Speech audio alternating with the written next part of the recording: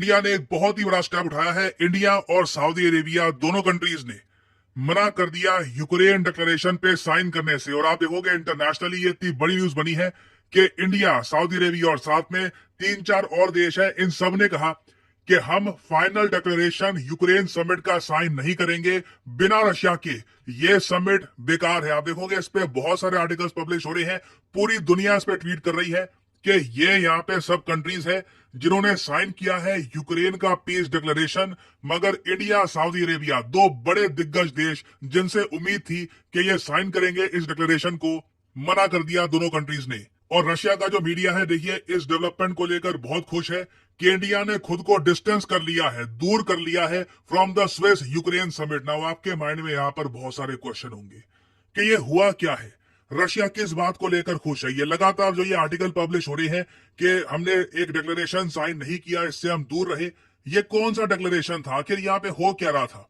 बहुत ही ज्यादा सरल भाषा में सब कुछ समझाता हूं। देखिए, यूक्रेन रशिया वॉर को आज के समय, जब मैं ये वीडियो रिकॉर्ड कर रहा हूं, 2 साल 3 महीने से ऊपर हो चुकी है। जी हाँ, लंबे समय से ये वॉर चल रही है और ये मैप बदलने को नहीं आ रहा। ये जो एरिया है यही रशिया अभी तक कब्जा पाया है। ऊपर नॉर्थ में कुछ कॉन्फ्लिक्ट चल रही है बट ज्यादा कुछ रिजल्ट निकल के आ नहीं रहा। और ऑब्वियसली पूरी दुनिया ही चाहेगी कि ये वॉर अब खत्म हो जाए। 2 साल से भी ऊपर एक वॉर चले, अजीब लगता है। और अभी तो दोनों कंट्रीज कह रही हैं कि हम 10 साल वॉर करने को तैयार है। पूरी दुनिया ने यहाँ पर एक आइडिया निकाला कि चलिए एक समिट करते हैं। दुनिया के बड़े कंट्रीज ने कहा कि एक देश लेते हैं, न्यूट्रल कंट्री जो इंटरनेशनली रिकॉग्नाइज्ड है as a neutral country. For example Switzerland.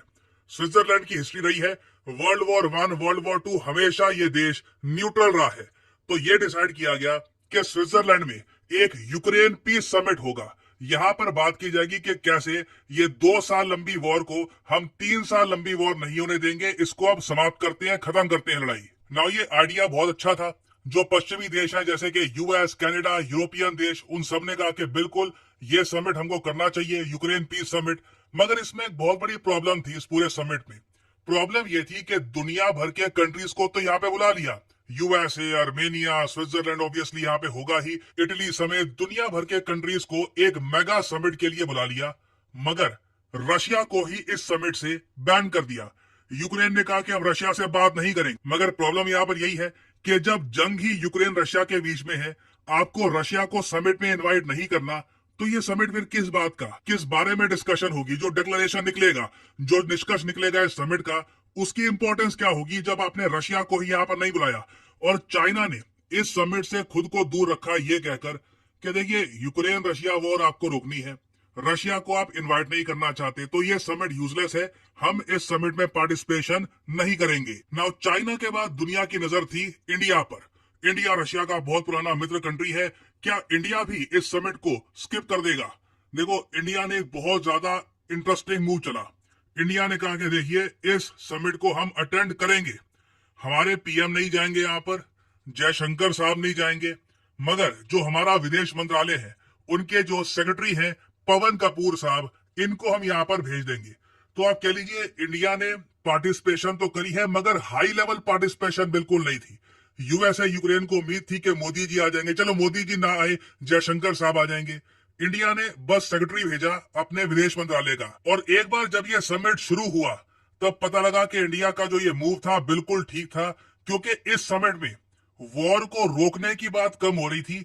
जो सारे यूरोपियाई देश थे एक एक करके बस रशिया को धमकियां दे रहे थे। फॉर एग्जाम्पल, इटली की प्राइम मिनिस्टर जॉर्जिया मेलोनी, इन्होंने यह तक कह दिया कि अगर रशिया ने हमारी टर्म्स पे एग्री नहीं किया, अगर रशिया ने अपनी सेना यूक्रेन से नहीं निकाली, we will force them to surrender, Russia को सरेंडर करने पे मजबूर कर देंगे ये। फिर पोलैंड देश के जो प्रेसिडेंट है डूडा, जब इनकी बारी आई, इन्होंने ये तक कह दिया कि रशिया को तो 200 कंट्रीज में हम डिवाइड कर देंगे, क्योंकि रशिया में इतनी सारी एथनिसिटीज है, ये एक सिंगल कंट्री हो ही नहीं सकता। तो खुलेआम देखिए रशिया के अगेंस्ट यहाँ पर स्टेटमेंट दी जा रही थी और माहौल आप कह लीजिए बहुत ज्यादा एंटी रशिया था। ये समिट ऐसे लग नहीं रहा था कि यहाँ पर कॉन्फ्लिक्ट को रोकने की बात की जा रही है। कॉन्स्टेंटली डिस्कशन यही था कि रशिया के अगेंस्ट क्या और एक्स्ट्रा स्टेप्स ये सब कंट्रीज उठा सकते हैं। इवन दो इस सब के बीच में न्यूज आती है कि व्लादिमीर पुतिन ने अपनी तरफ से एक पीस ऑफरिंग करी। उन्होंने कहा कि जो एरिया हमने कब्जा लिया है वो हमारा, यूक्रेन वादा करेगा कि ये नेटो को ज्वाइन नहीं करेंगे, और कुछ और शर्तें रखी पुतिन ने अपनी साइड से और ये कहा कि इन शर्तों को मान लो, ये वॉर फिर हो जाएगी खत्म। बट कहीं से भी कोई पार्टी दूसरे की शर्तों को मानने के लिए रेडी नहीं थी। और आप समझ सकते हैं, ऐसा समिट जहां पर रशिया इन्वॉल्व है नहीं, बाकी कंट्रीज की पार्टिसिपेशन बहुत ज्यादा लो है, इवेंचुअली क्या होगा, समिट फेल हो जाएगा। और हुआ भी यहाँ पर ये, जब इस समिट का डिक्लेरेशन सामने आया जहां पर लिखा है कि रशिया को अपनी फोर्सेस पीछे हटा लेनी चाहिए, बहुत सारी बातें लिखी है, India, Saudi Arabia, south Africa, Armenia समेत कई कंट्रीज ने इस डिक्लेरेशन को साइन करने से मना कर दिया। और ये कहा इंडिया ने, इंडिया की स्टेटमेंट ये थी कि बिना रशिया के ये वॉर आप खत्म नहीं कर सकते। पवन कुमार साहब जो इंडिया को रिप्रेजेंट कर रहे थे, उन्होंने ये कहा है, इन our view only those options acceptable to both parties, Russia, Ukraine, both parties can lead to peace. In line, we have decided to avoid association with any document emerging from the summit. India ने कहा कि हम किसी भी document से खुद को associate नहीं करेंगे। इस समिट में कुछ ऐसा हो नहीं रहा जिससे एक जो कॉन्फ्लिक्ट है ये खत्म हो सके। और मैं कहूंगा इंडिया ने काफी हद तक एक बैलेंस्ड अप्रोच अपनाई है। चाइना की तरह इस पूरे समिट को बॉयकॉट भी नहीं किया, और इस समिट को अटेंड करने के साथ ही साथ इस डिक्लेरेशन पे साइन ना करके रशिया को भी मैसेज भेज दिया कि हम आपके अगेंस्ट है नहीं। तो आप कह लीजिए इंडिया ने बहुत अच्छे से बैलेंस किया है इस पूरी सिचुएशन को। और रशिया ऑब्वियसली ये सब देखकर बहुत खुश होगा। यहाँ पे आप देख पाओगे वर्ल्ड मैप, जो भी नीले देश आपको दिख रहे हैं ना, ये वो देश है जिन्होंने यूक्रेन के पीस समिट का डिक्लेरेशन साइन किया है। इंडिया ने, जैसे मैंने आपको बताया, साइन नहीं किया है। चाइना यहाँ पे था ही नहीं। तो आप कह लीजिए अफ्रीका, ब्रिक्स कंट्रीज, कोई भी BRICS country by the way इस डिक्लेरेशन को साइन करते हुए नहीं दिखी। और इवन आप अगर आसियान देशों में देखो तो फिलीपींस के सिवाय किसी और आसियान कंट्री ने साइन नहीं किया है इस डिक्लेरेशन को। ओवरऑल ये डिक्लेरेशन एक मैसिव फेलियर है। और ये बात सिर्फ मैं नहीं कह रहा, स्विट्जरलैंड, जिस देश में ये समिट हुआ है, उसी के लीडर्स ओपनली कह रहे हैं कि जो ये यूक्रेन समिट है ये एक एम्बेरसमेंट है। स्विट्जरलैंड का इतिहास रहा है कि ये काफी बार कॉन्फ्लिक्ट्स खत्म करते हैं, यहाँ पर हिस्टोरिक समिट्स हुई हैं, मगर इस फेल्ड समिट से स्विट्जरलैंड का भी नाम खराब हुआ है। कल को स्विट्जरलैंड को as a serious destination for summits, for peace summits देखा नहीं जाएगा। तो again it's a huge disaster, और मेरे हिसाब से ये समिट करना ही नहीं चाहिए था। बट यूएसए और यूरोपियन कंट्रीज ने अपनी तरफ से ट्राई किया, but their attempt was a huge failure. तो अभी देखिए इस टॉपिक से रिलेटेड बहुत सी डेवलपमेंट सामने आएंगी। देखना होगा कि क्या यूएस इंडिया के अगेंस्ट कोई स्टेटमेंट देता है रिगार्डिंग दिस टॉपिक कि इंडिया ने डिक्लेरेशन को साइन नहीं किया। रिएक्शन क्या आता है वर्ल्ड कम्युनिटी का, ये देखना होगा। It will be very interesting to C.